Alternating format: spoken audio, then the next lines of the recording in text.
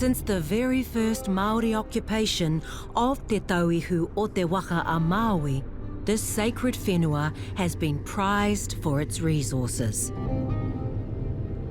From the ocean to the rivers, the forests to the mountains, every breath of this land shaped Māori history and offered taonga tukuiho that allowed our earliest ancestors to thrive.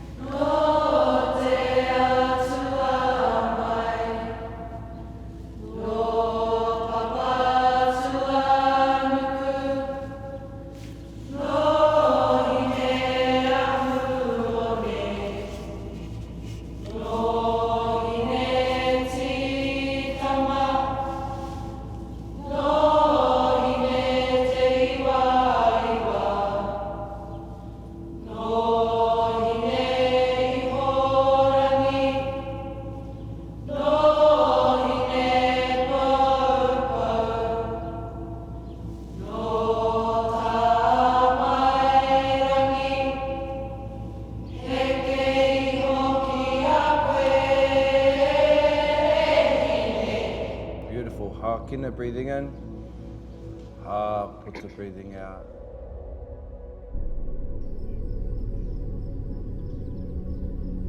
Piri mai, porafita mai. Bro, do I look random as with my suit and gumboots on? Yee-hoo! Che! Taira, rereke. Alrighty.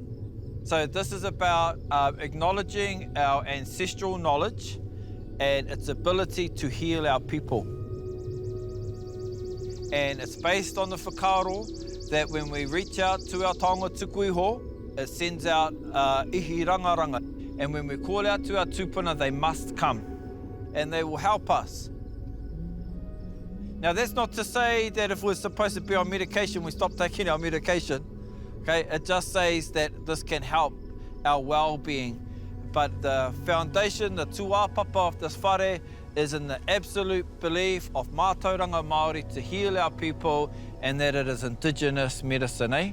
For our wairua, for our tinana, for our hinengaro, for everything.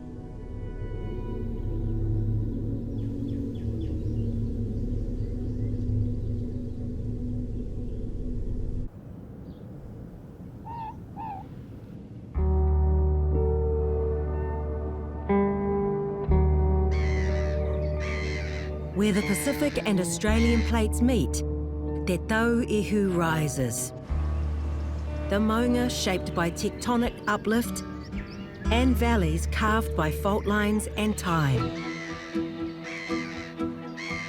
From Unetahua to the ancient sunken sounds, this whenua holds the story of Papatuanuku in motion. And from this geological wonderland came the taonga pākohe. Yeah, welcome everybody. Just wanted to welcome you into this space. It's awesome you guys could come and see the exhibition in the special taonga. And Te Tuhi o te whenua refers to the grains and the patterns that you see within Papatuanuku. It does not translate to pākohe unearthed. Pākohe unearthed is a tagline, and I say that because I only learnt what a tagline is this year. So we needed to have the pākohe word in there so people actually knew what the exhibition was about. And so this beautiful design here with the clouds rolling over the top is a representation of how pākohe was formed, and it represents the whenua that we stand on right now.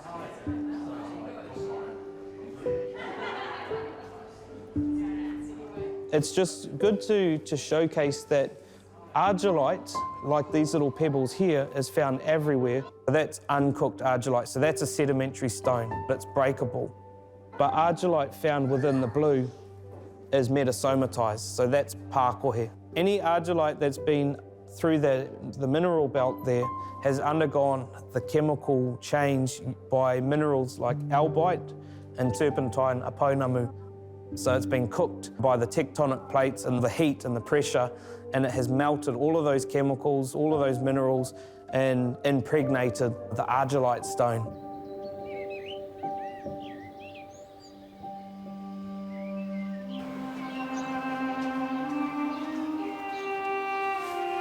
Pākohe to Ngāti Kuia, it's an intrinsic part of our identity. It connects us back to our tūpuna, it connects us to the awa, it connects us to the maunga, and it connects us to our atua. The kohatu and our reconnection with it is a key part of cultural revitalisation. That's the end product, I suppose, from starting with the raw stone from the awa, like our tūpuna, to fasten to our kakau, ready to carve out some timber, I suppose. Te Tauihu Māori had a roaring pākohe trade with other iwi for hundreds of years. Eventually, however, the use of this taonga was replaced by other resources, and the knowledge of this stone was almost swept away by the river of time.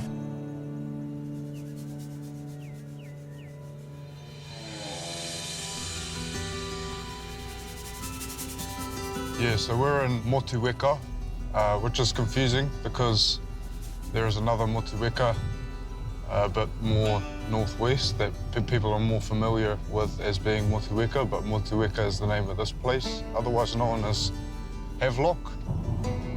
We're heading up to Te Hoere River, going to look for some pākohe, a stone really significant to our whānau, the taonga of our ancestors, and the stone that we carve.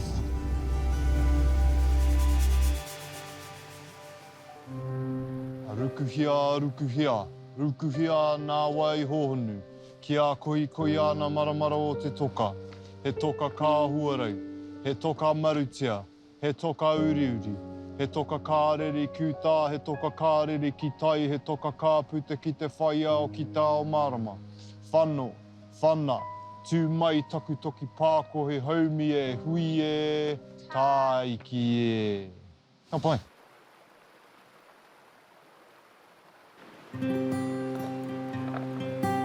My grandfather, he used to pick up this stone that he called the argillite.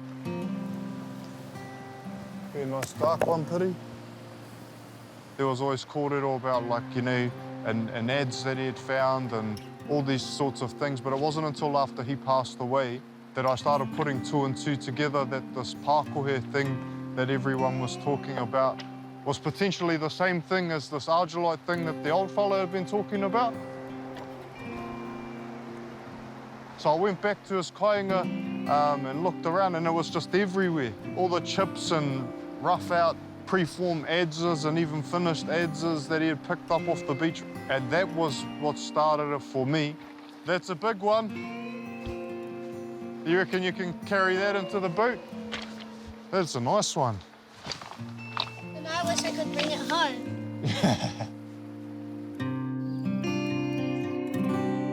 So the types of pākohe, I mean, it varies so much, right? Uriuri, like a black stone, and marutia refers to the light shade. So they look like two completely different stones, I suppose, but they're both the same geologically, I suppose you could say. I guess the cool thing about having pākohe here and carving it is, like, we get that kōrero and that story out there that this kohatu was significant to all of Aotearoa once upon a time. It was the stone. The mātauranga and the skills and the knowledge of this kind of mahi is really important. Trying to ignite that flame and find that passion within some of our own whānau. So this will continue intergenerationally. So Piri's just started on her journey of carving pākohe. She's got her designs. She's carved her first one and she gave it to her kaiako, didn't you? You gave it to your teacher? Yeah. Yep. So she's got the next one ready, all about it, the next generation. Hey, baby. Yes. Ka pai.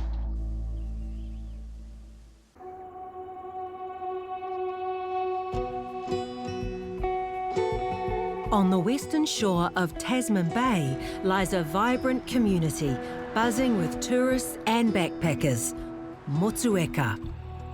The whenua here is lush and fertile, and if you live in Aotearoa, chances are you've eaten an apple or two from this area.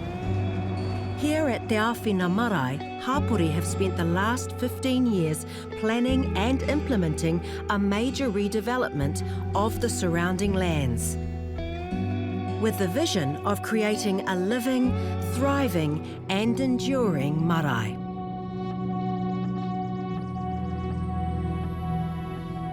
The lands here were held under the New Zealand Company, under the Māori Trust.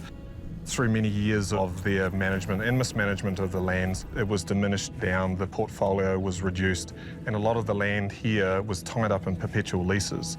And the work that Wakatū have been doing when those perpetual leases reach their end is to make sure they come back under the ownership of Wakatū itself. We can lament on all of the steps and all of the things in the past that disconnected and disenfranchised the whānau from this particular area that we stand on right now. But the return of occupation to this land is really the critical point.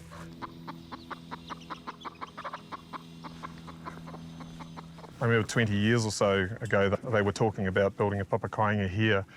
There's been a lot of hard work that's gone into making what you see around here today. We have kaumātua living here, we have young whānau living here. First time that we've had kids on the pākohe for quite a number of years. This is our kohanga over here and our hauora services through Te Tauihu. We're putting all of the pieces together of what we need to be able to function. This is part of being able to provide for the community, but also it provides a really good space for a lot of people to connect with each other.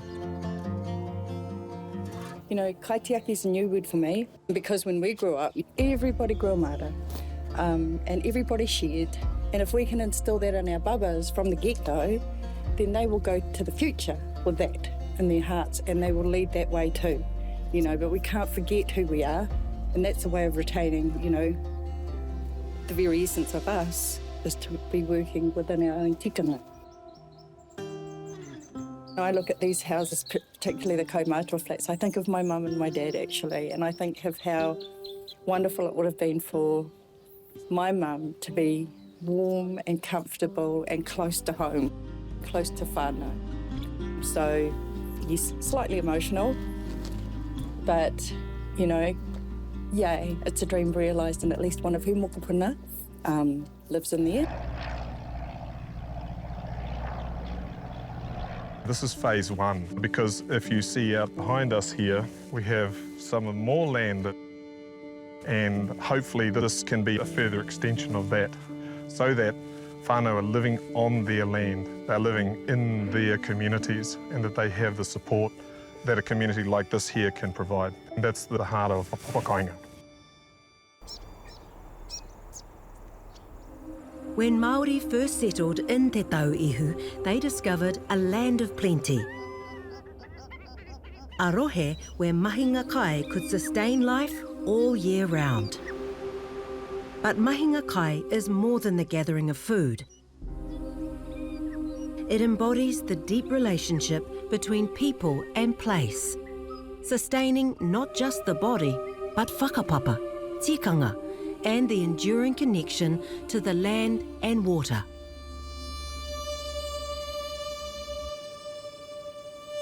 Yeah, it's quite an important time of year for us, obviously. My wife and that know I'm never home in whitebait season, but she knows where I am if she wants to find me.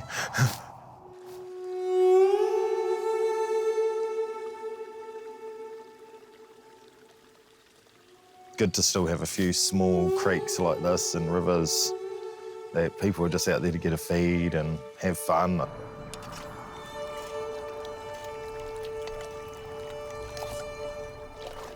It would have been abundant back in the day. But I remember when I was a really little kid, going down to the culverts and the creeks and seeing my aunties and that all whitebaiting, and the school holidays were cool because you'd see lots of kids running around and dipping the net there and there.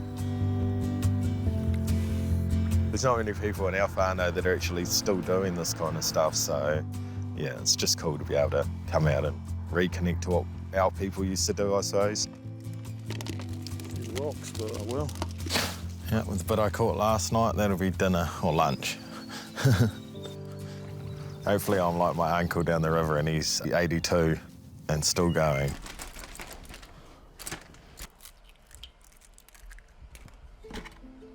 Well, from when I first started at $15 a pound, and now that there's worth $40. Now our own whānau can't even afford to eat it because it's $40.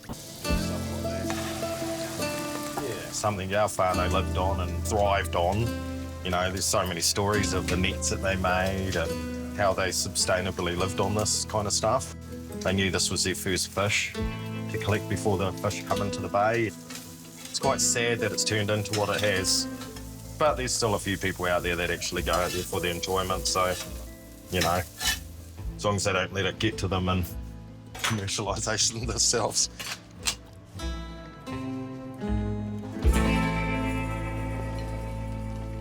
Yum. Very good.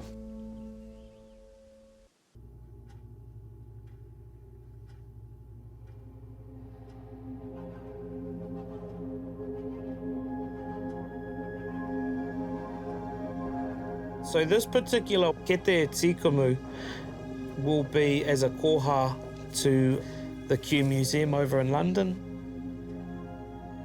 The kaupapa of our haerenga is to go over and spend time with a kahu tikumu.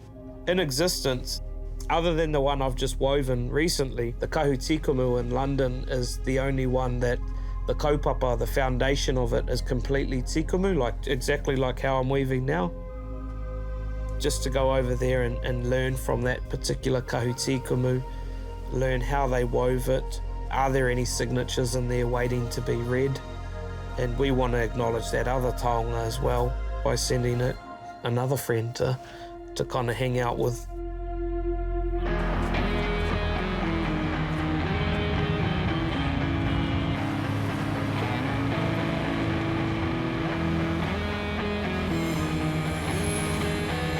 Get on that bus? Yeah. Where do we get off at? South Kensington. Yeah. Piccadilly eastbound and then stop at South Kensington. This trip came about after a few years of studying the kahu tikumu and starting the process of the recreation of a kahu tikumu in Aotearoa. Through that process, we were doing calls in the middle of the night so that Hamuera could get better insights into the cloak. So the curatorial team here would go into the stores, open up the kahu tikumu, and Hamuera would direct them in terms of their video camera, where he wanted them to zoom in, zoom out, you know, go to different parts of the cloak so he could figure out, you know, how to weave it.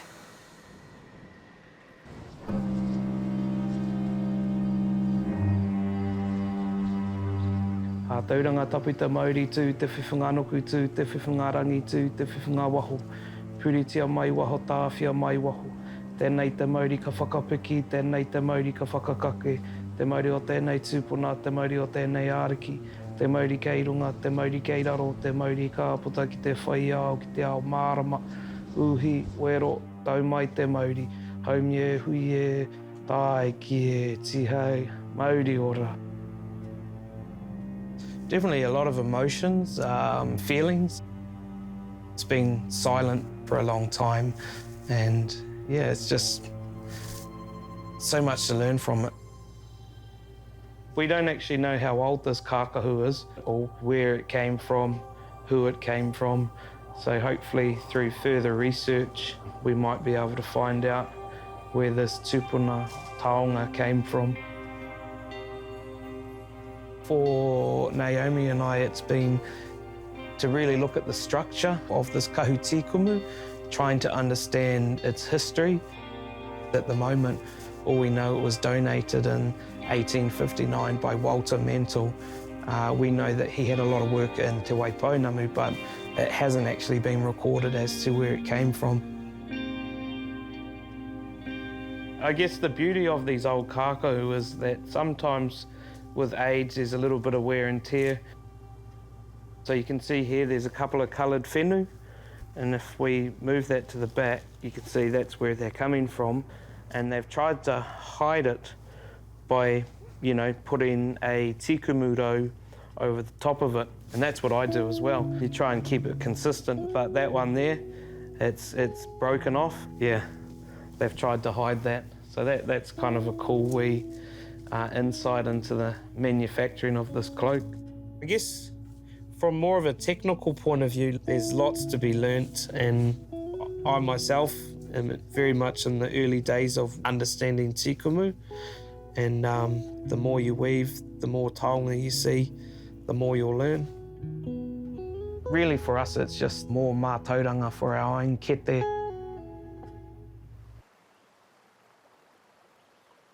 Māori reconnection to land and taonga tuku iho is driving a cultural renaissance here in Te Tauihu.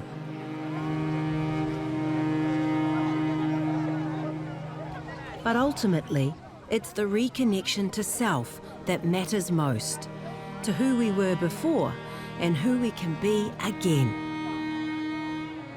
We often say here at Hawaii Kura, we don't heal you, you heal you. Our job is just to facilitate the process. Hawaii Kura has grown over the years to meet the demands of our people. We found the need to open up a space where people can come in and heal through Indigenous medicine, e.g. mātauranga Māori, tikanga Māori, taonga tuku iho. All together, hākina, breathing in. Put the breathing out. And keep breathing in and out in your own time, going deeper and deeper as we start to prepare ourselves as we're going on our journey. Acknowledging the sacredness of the circle, the sacred intent. And what we invite everybody to do is to go back into te pō. Rukuhia te pō, kia kimihia te māramatanga. Dive into the dark, deep abyss so that we can find enlightenment. We're starting to get ready to raise our ihirangaranga. Anything that you need to focus on, start to focus your attention on that. Titia ki te ngākau, put it into your heart so that when you go home, you can pull this ancestral code out, teach it to your babies. We've seen it all. We've seen anger, we've seen frustration, but we've also seen hope and abundance and mana, and how important your connection to Te Ao Māori can be in terms of your well-being. Kina, puta, tai, hei, rua, hei, taru, hei, wā, hei, rima, hei, whānau, hei, pātu, hei, wāru, hei, iwa, hei, tau, hei, etu. All we really are doing now is we're just continuing the legacy of those that have gone before us. And it's real interesting, you know, because you look back not so long ago and the Tohunga Suppression Act and the impact that it had in terms of mātauranga Māori and taonga tuku iho. And so here we are today trying to revitalise some of those rites of passages that were such a natural part of our life.